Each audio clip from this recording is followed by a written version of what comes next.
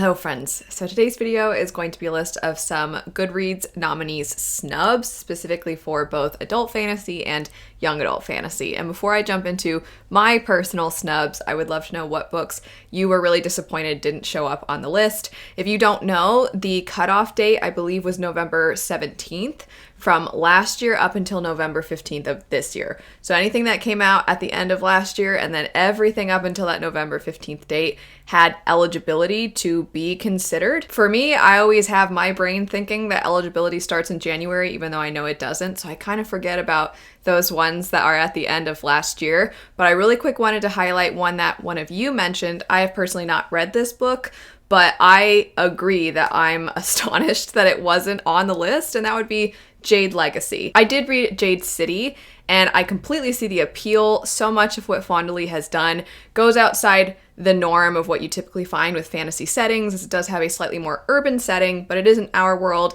It's a fictional one, and the way she incorporates magic into crime and crime families and how those crime families play a role in politics, both in what is going on around them as well as more internationally. Sequels can be on the list. It's popular. It's a really well-loved series. It was received well, so that one to me, even though it's not even one I have a personal attachment to, feels kind of like the biggest snub. I'm wondering if I'm missing something. It feels like they forgot about it a little bit, because it seems like it should have appeared. Jumping into my list though, I am for the most part going to be starting from roughly the beginning of this year and then sort of working my way through the rest of the year. The first one, I did mention this when I did a reaction sort of video to the nominees. I mentioned it there, and that would be Hunger of the Gods by John Gwynne. This one surprised me especially because Shadow of the Gods the year before was on the nominations. It's not like this one tanked. It's not like we went in a completely different direction and that suddenly it was a very different style or a really different story, or that the character arcs were poorly executed. It was, and I don't say this in a negative way, it was more of the same and more of what a lot of us liked about the first one, just continuing on into the sequel. So it was strange to me that it wasn't there. I know that I have said before I want there to be a separate category for sequels, because if every Goodreads nominee is just a follow-up of a first book in a series from the previous year, then eventually you're, for the most part, only ever going to get sequels. But I just think that it's a strange balance of sometimes sequels are there, and then other series like this one, the sequel didn't pop up. I would have liked to have seen this, especially because this year in particular, there seems to be an enormous lack of epic fantasy. This would have at least represented epic fantasy. It was solid. I think most people liked the second one more than the first. I did like the first one more, but I still really enjoyed the second one. So I was a lot disappointed that it wasn't on the list. Very few people are likely going to agree with me on this next one, purely because very few people seem to have read it. I think it has less than 500 ratings on Goodreads right now, and it's possible that if I checked the eligibility, it might need more ratings potentially. I'm not sure if that's a thing that they consider, but that would make sense. Also, in general, the Goodreads nominees are, of course, made up of a lot of really popular works, and this one is not that. But I loved Engines of Empire. I cannot wait for the sequel. I did a whole in-depth review for this one, not expecting whatsoever to fall so head over heels in love with it. I was already intrigued because it is epic fantasy. It focuses on this family that holds a lot of power. They're known as the Hawksburg Guild, and it seemed like a blend of traditional fantasy things mixed with more advancements in technology. For example, they have airships in this story. It's also multiple point of view, and I do love a well-executed multiple point of view fantasy story. I was intrigued by all the various different characters, but it was that hybrid that I really liked. I described it as Game of Thrones meets Final Fantasy 12 specifically, because there's just something about it that reminds me of 12. And I thought it was both pulling from things that a lot of fantasy fans like, that we've seen before, but then putting a fresh new twist on it. And I wish it was on the list, but I also just in general wish more people would pick it up. I did not intend for this video to basically be, here are all the Orbit books that I wish showed up, but the first three it's turning out are all Orbit. Actually, the first four, if we count Jade City, or Jade Legacy, I mean. But the next one is Justice of Kings. This one especially surprised me because it has done rather well. It's a first in a series. There are themes of justice within it, and it has a narration style that I think is a little bit less utilized. So we follow the apprentice to this great man, and the apprentice in present day is an older woman, and she is telling you about her time as being the apprentice to this particular individual who's judge, jury, executioner, and detective all in one. It is very meandering. It does feel rather plotless in a lot of ways, and our main character in the past, she's a bit annoying, but she's very young and in present day is quite self-aware, so she does poke fun at herself, which I thought that was a creative way to take this kind of traditional character that we've seen a lot of times before in fantasy, the mentor-mentee relationship, where the mentee character, you're just wanting them to grow already, and sometimes they can be kind of aggravating, you just want to shake them. And it's funny because she's right there with you where she's like, I can't believe how dramatic I was being in that moment. So I really liked that aspect of her character. I'm especially excited for the sequel because as the series progresses, she's going to be older within the past, and I'm excited to see her mature. The first three have all been adult fantasy, so I want to mention a couple of young adult ones now. Next up, we would have Castles in Their Bones. This is by Laura Sebastian, and she wrote the Ash Princess trilogy, which is compulsively readable, and it's one of those angsty, a bit dramatic sort of stories where the stakes are intensely high and sometimes the villains feel a little cartoonish, but it's just easy to devour. And I had so much fun with that trilogy, so when I saw that she was releasing another one, I was like, all right, that's gonna be my break between all the bigger epic fantasy books. And I really was super pleasantly surprised by this one because the angst factor was actually lessened and we got a lot more political intrigue. The setup is that we have these three sisters. Their mother is somebody who holds a great deal of power, but she craves more power and she sees an opportunity in marrying each of her three daughters off to these different countries. She sees an opportunity to gain more power through that. Her goal is to have all of her daughters trained very specifically from the time they are young for this role that they're going to fulfill, how to manipulate the people that they're going to be marrying and how to appeal to their culture and their customs so that they can kind of get inside their heads and tweak things. And the ultimate goal is to turn the countries against one another so that when everything is crumbling, their mother can come and sweep everything up for herself, and then she has all this power. And as the sisters are trying to fulfill their tasks, you are seeing them face obstacles they weren't expecting. You are also seeing them sometimes starting to actually like the place that they're in. In some instances, they're finding out there's much more than they ever expected. And some of them are diligent in trying to execute their role while other ones are questioning. And they don't have that much means of communication with one another. So then as you're reading, you're seeing where one character's doing something and you're like, uh-oh, that's gonna mess up what's going on over here. And it was really fun. And I like political fantasy. And I will say, I feel like this is definitely a more approachable political fantasy due to the fact that it is young adult. Next, and I don't say this purely because the cover is overwhelmingly yellow, but this next book was just sunshine in a book. It was so fun. It was just a good time. It was like summer in a book, but also fantasy, and that would be This Vicious Grace. Look at this yellow cover, oh my gosh. So this story follows this young woman who has repeatedly tried to marry someone, and then her power is supposed to be combined with who she marries, and that power then is supposed to help from being conquered by this threat that eventually will come. The way her magic works is it's actually supposed to amplify, essentially, the magic of the person she's supposed to marry. However, the few times that she has tried thus far, she's actually, every time she touches them, she kills them. And you can imagine she's feeling pretty traumatized and pretty defeated, and a lot of people, there's religion surrounding her, and there's a certain belief system, and people are starting to question, was the wrong person chosen? And if the wrong person was chosen, then when this threat comes that is inevitable, are we all gonna die? And so now you have people thinking, well, we just need to give her more time. We just haven't found the right person for her to marry. And then there are other people that are thinking, I think she's the wrong person.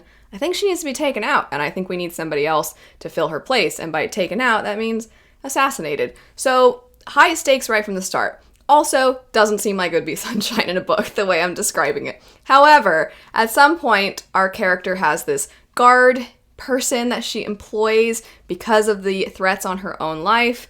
And then if you like the bodyguard trope, you're probably gonna like this book. Sticking with YA for now, and for me, one of the absolute biggest snubs.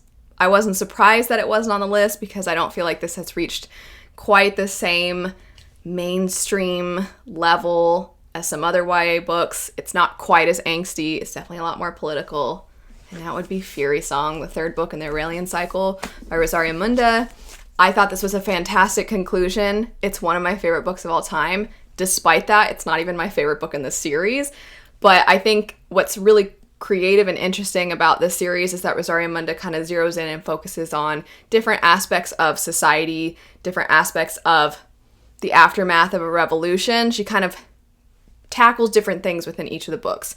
And in the second one, I just loved the things that were tackled there. So I love the series as a whole though, and I definitely got what I was hoping for in a lot of ways, in a lot of ways not what I wanted at all, but in the best of ways by this conclusion. Switching back to some adult fantasy, the next two are drastically different from one another, but I definitely could have seen both of them appearing on the Goodreads list, and I was sad that neither of them did. One of them would be Half a Soul. It is the first book in a series of standalones. They're Regency fairy tales, so it has the Regency feel while also taking some fairy tale-like beings or fairy tales and doing retellings of them, and then making them adorable, but also quite hard-hitting at times. The first one, Half a Soul, is my favorite, and we follow an individual who had part of her soul taken by a magical being, and as a result, she's been somewhat dulled to some degree. Her emotions don't really come out the way a normal person's would.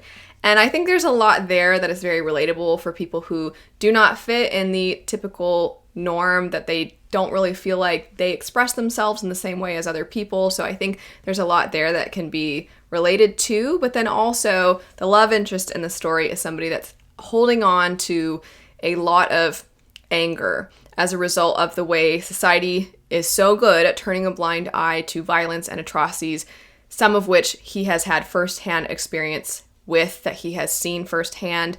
So essentially he's somebody with PTSD, and there's a part of him that feels like if he lets go of his anger, then he's letting go of the care that he has for all those people who are constantly still having to fight, all those people who have lost their lives. He feels like abandoning his anger is abandoning them.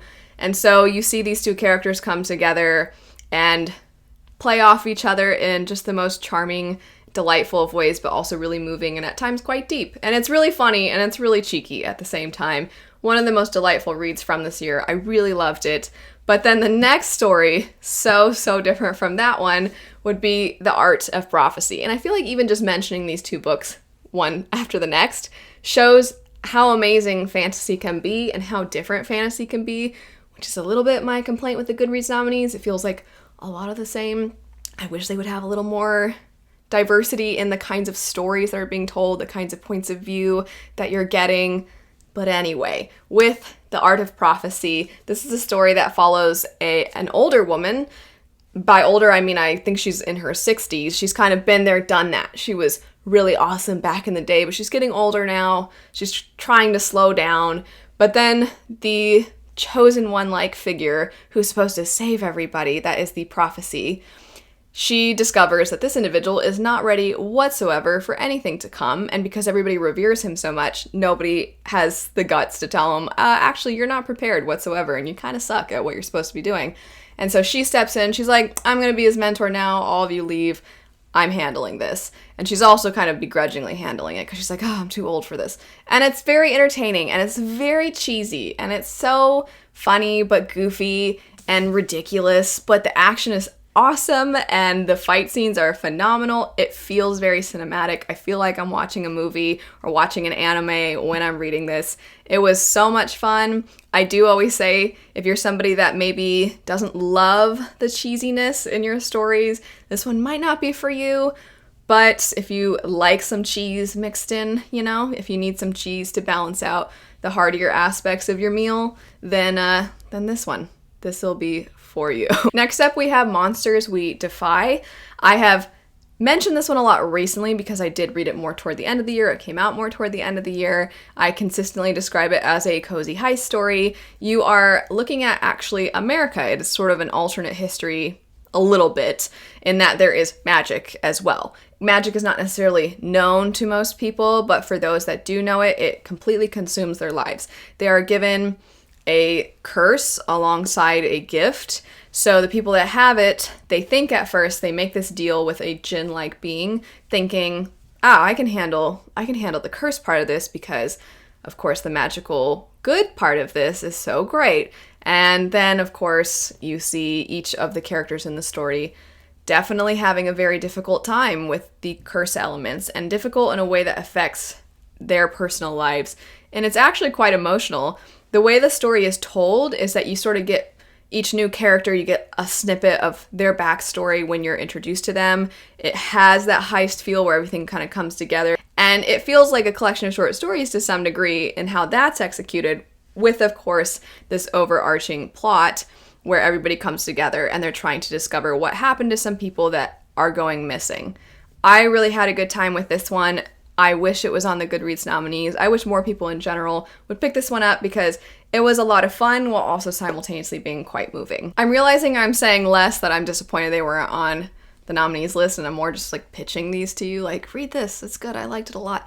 The last one for today would be Master of Iron. This is another young adult story. It is the sequel to Blade of Secrets, and this is a story that every time I talk about the Trisha Levenseller books I've picked up, I always talk about how much fun I have with them, and this duology as well as Warrior of the Wild, which is a standalone, those ones in particular are just so cozy and wholesome, adventurous, fun.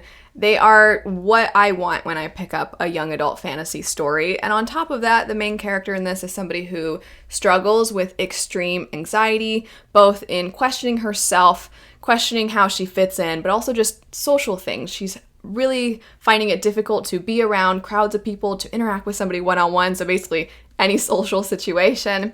And I think it's really great to see a main character have something like that that is so relatable for so many people. The setup for the story is that we follow this character who has the ability to make magical weapons. She's a blacksmith, and then she is commissioned to make this one particular weapon for this one particularly strong individual and powerful, and an individual who has a lot of sway. And then she discovers some things about this person and realizes that she cannot let this weapon she's created fall into this person's hands. So her and her sister go on the run. A couple of other people join their party as well. And the banter, the relationship building, the sister relationship, the examination of the things that our main character questions about herself, and then also a little bit of romance is in the story. All of it just comes together for such a fun, adventurous time. That's it for 10 Goodreads snubs for both adult fantasy and young adult fantasy. Like I said at the beginning, I would love to know what your snubs were personally, and if you are interested in seeing that discussion video about the nominees, I'll have that linked. But anyway, thanks so much for watching. I hope you have a lovely rest of your day, and I'll see you all later. Bye.